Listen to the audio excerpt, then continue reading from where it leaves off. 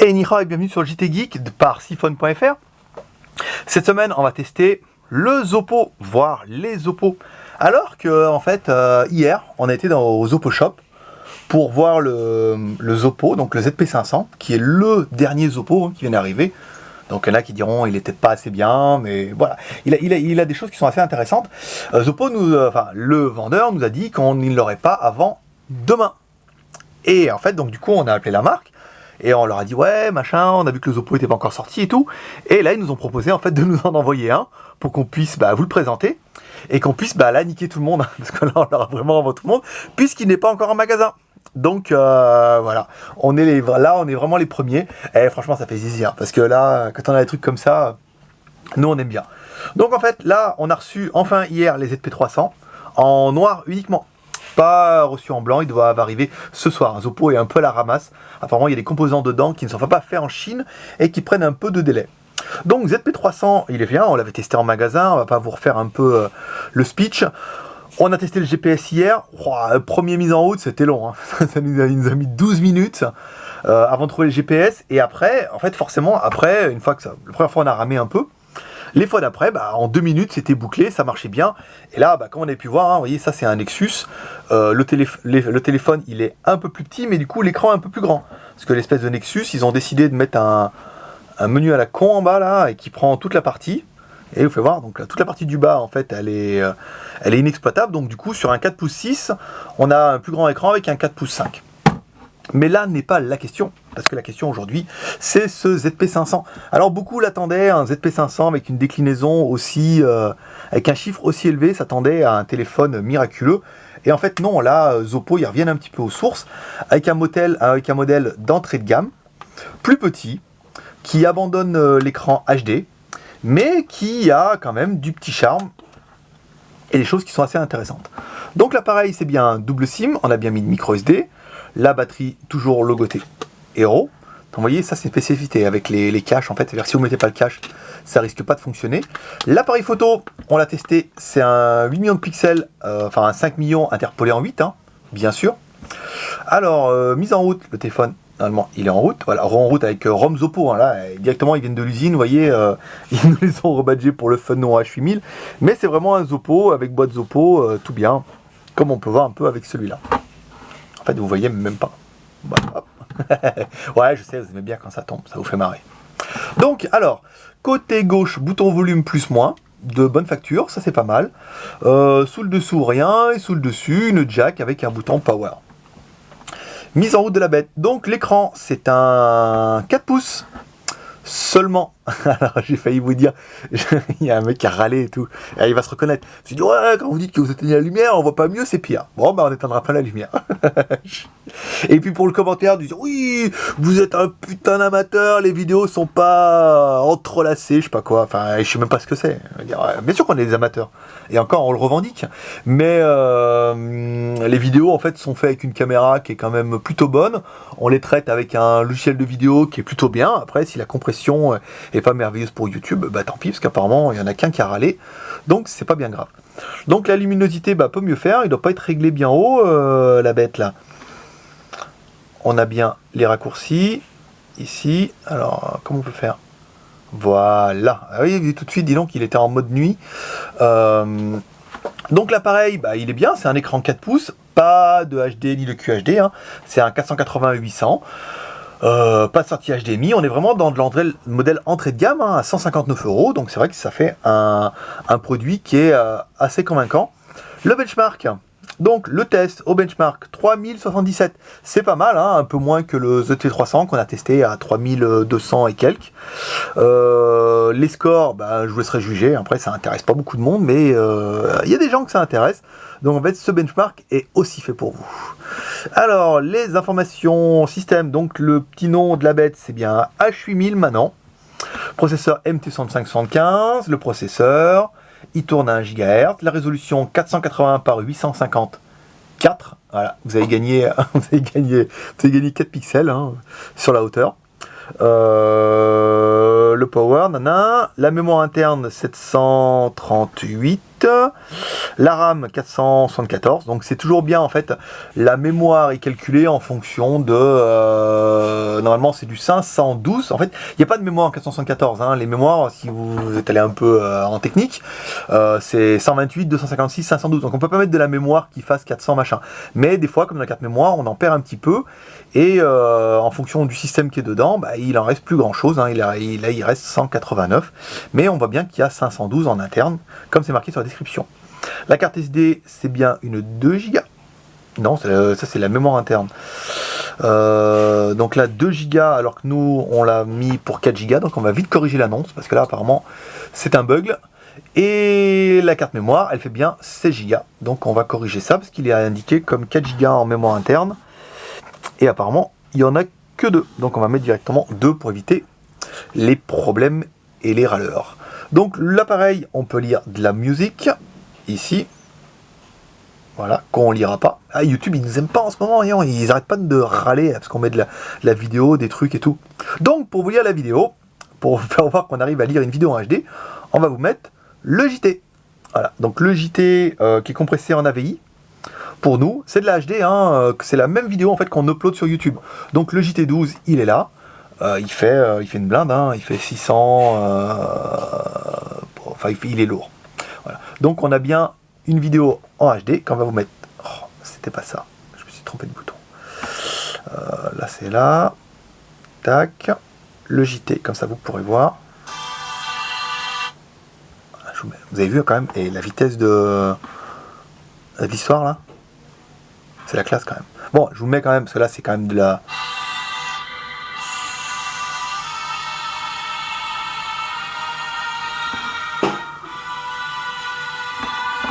C'est quand même nickel, non?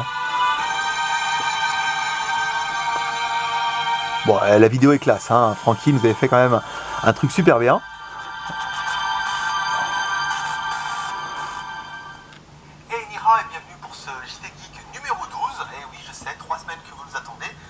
Voilà, donc bon, ça fonctionne bien, hein, on peut lire des vidéos. Donc après, la vidéo est compressée en DivX, mais elle est en résolution HD et ça passe plutôt bien. Donc les plus, les moins de la bête, les plus... Ah oui, on vous a pas parlé du GPS. Ah, le GPS, on a fait le test en extérieur. Il faut que vous voyez ça. Allez, tout de suite.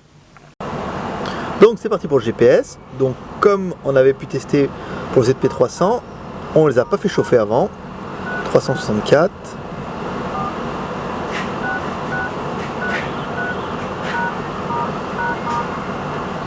Donc ça peut être un petit peu long la première fois.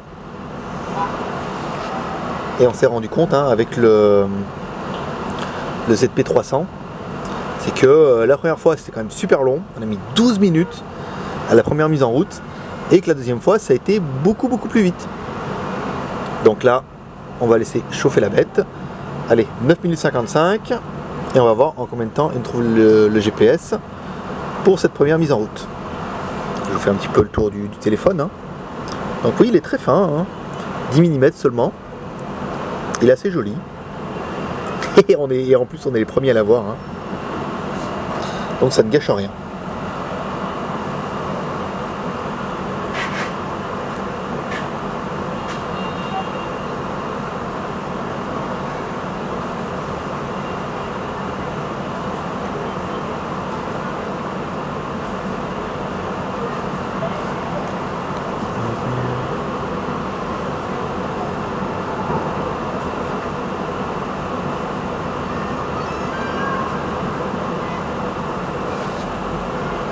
Bon, ça vous dérange pas, je m'assois. Parce que là, on va coucher là.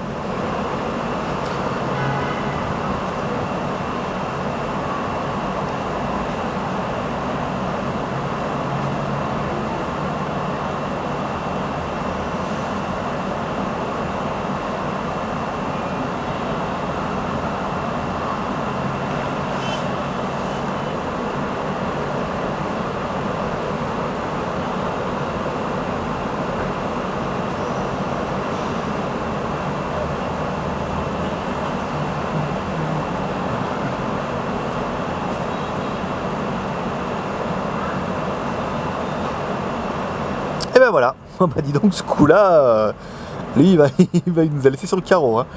Ah, fausse alerte. On a eu, ah ben voilà, c'est bon, bah 55, 56, 57, moins de 2 minutes. Bah, celui-là il fonctionne, hein, il est plutôt pas mal. Hein. Bah, bravo. Allez, on continue tout de suite.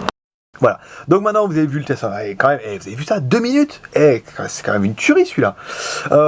Les plus et les moins de la bête, donc les plus, bah, c'est du Android 4.0, avec processeur MT6575, donc il fait 1 GHz, il est tout joli, tout fin, il fait que 10 mm, donc après, bon, bah, ça sera un argument ou un autre, mais vous voyez, par rapport à un Nexus Google, il est pas vilain, hein, et quand on prend par rapport au ZP300 qui, bon, lui c'est une Rolls, forcément, mais... la Rolls se doit d'être massif. Mais vous voyez quand même, on a quand même quelque chose de beaucoup plus compact et qui est très agréable. GPS, Wi-Fi, Bluetooth, les IMEI, on vous les a pas fait voir, mais avant tout le monde, on est les premiers. On est le premier, et franchement, je vais me la péter encore un petit peu, mais on est vraiment les premiers à pouvoir le tester avant qu'il soit disponible en magasin, c'est-à-dire demain vendredi, et ils nous les ont déjà livrés avec les IMEI 1.35, donc je ne suis pas peu fier. L'appareil fait moins de 160 €, donc pour 160 €, vous avez un Zopo qui est de bonne facture, qui fonctionne bien. Bon, bah, les photos, c'est toujours de l'interpolation comme ils savent faire. On va en faire une petite, si je trouve. Donc il y a bien le market, hein, market en français, of course. Ici. Voilà, donc il n'y a pas de... Il y a une espèce de petit autofocus quand on appuie sur l'écran. Ah, donc ça marche bien, un petit LED flash derrière et tout. Les moins, il n'y a pas vraiment grand chose, hein. Ils sont bien ces petits Oppo, rapport prix, ils sont de bonne qualité, ils sont bien finis. On pourrait juste regretter que c'est le petit bond en arrière, hein. On était parti sur les téléphones, Oppo étaient les premiers à nous proposer du QHD, ensuite du QHD 3D avec sortie HDMI. Maintenant on revient, on était arrivé avec cette fois un écran qui est HD d'origine LG, donc là en 4 pouces 5, donc là il est énorme. On dégage la HDMI qui ne sert pas à tout le monde, voire à rien. On enlève l'écran 3D qui ne donne pas un éclairage, un affichage qui est si exceptionnel que ça, si vous n'êtes pas fan. Et là, du coup, on revient sur un entrée de gamme. Donc c'est vrai que c'est l'entrée de gamme qui arrive après 3 modèles qui étaient quand même géniaux. Donc du coup, petite déception parce qu'on dit ouais, un 500, il va être mieux que les autres. En fait, non, il n'est pas mieux, il est vraiment en dessous. C'est vraiment un modèle d'entrée de gamme qui ne sera bien que parce qu'il est fin, il est petit, il est compact, il fait 4 pouces. C'est clair que vous le mettez à côté d'un iPhone, vous le déchirez. Le pauvre iPhone, il va falloir qu'il le change maintenant. Avec son pauvre écran 3 pouces 5 qui est épais. Bon, ben voilà, là on a quand même quelque chose de plus convivial. Et puis, bah, à 160 boules, alors qu'un iPhone, ça en vaut 600. C'est surtout là où Oppo est vraiment une très très bonne marque, c'est qu'ils ont su saisir le marché avec un premier QHD, avec un premier écran 3D avec la HDMI, avec ce modèle là qui est vraiment une tuerie, hein. Personnellement, je vous dis, si j'avais pas un Nexus, j'aurais changé, j'aurais pris le Oppo ZP300 parce que on arrive vraiment aux mêmes performances et à la même qualité d'écran à rien de prix. Ça vaut 250 €. Moi je l'ai payé 500 boules, celui-là au début, ça fait mal voilà, là où on ne devrait pas avoir mal. Donc voilà, ce petit test. Point négatif, bah ouais, à part la petite déception, moi je trouve qu'il est vraiment bien. Peut-être l'arrière, un peu plastique, mais ça sera vraiment pour dire de chipoter un petit peu.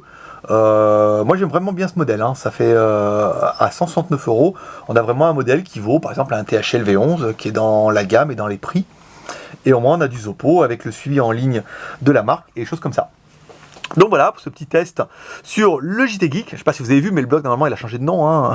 Il est marqué en haut JT Geek by siphon.fr. Sauf si vous avez encore le site dans vos caches. Donc là vous verrez encore que l'ancienne bannière. Donc il faut vider le cache, machin, etc. Donc voilà.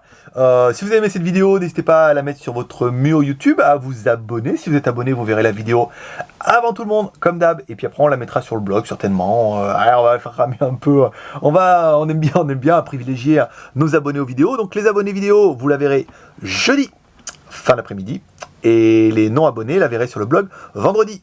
Donc, un seul conseil, abonnez-vous. Je ne sais pas si vous avez vu, mais le nombre de vues, on est à 550 000 au niveau de toutes nos vues. Donc, c'est la preuve que ça en intéresse 2-3, nos histoires. Même si le JT et le rendez-vous du mardi sont une catastrophe, bon, bah, les téléphones, apparemment, ça marche. Ça vous fait plaisir. Et moi, ça me fait plaisir de vous montrer des exclusivités comme ça, avant tout le monde, parce que là, je pense que sur YouTube, on sera les proms à vous présenter le Oppo ZP500 ou H8000 du nom. Voilà mes petits geeks, moi je vous dis à bientôt sur JT Geek, by siphon.fr. Et comme on dit en chinois, bye bye.